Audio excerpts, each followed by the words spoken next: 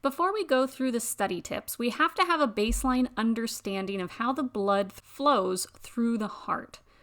So let's start with that deoxygenated blood. This is the blood that has already delivered oxygen to the body, and it returns from the body and enters the right atrium of the heart through two large veins called the superior and inferior vena cava. From the right atrium, the blood moves through the tricuspid valve into the right ventricle. When the right ventricle contracts, meaning it squeezes that blood, it pushes the blood through the pulmonary valve into the pulmonary artery, which carries it to the lungs for oxygenation. In the lungs, the blood picks up the oxygen and releases that carbon dioxide, so this blood becomes oxygenated. And this newly oxygenated blood returns to the heart via the pulmonary veins entering the left atrium. The blood then flows through the bicuspid or mitral valve into the left ventricle.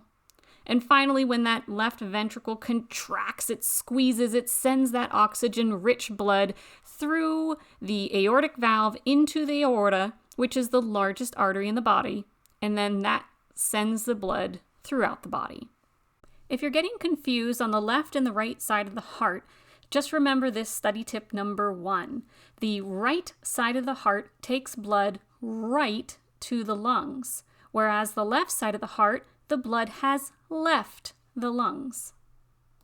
Study tip number 2. All arteries carry blood away from the heart.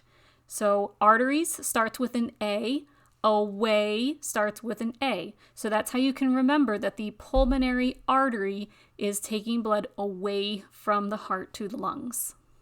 And lastly, study tip number 3 is how to remember those valves in the order that blood travels through them. So try pulling my aorta, which is T for tricuspid valve, P for pulmonary valve, M for mitral or bicuspid valve, and A for aortic valve.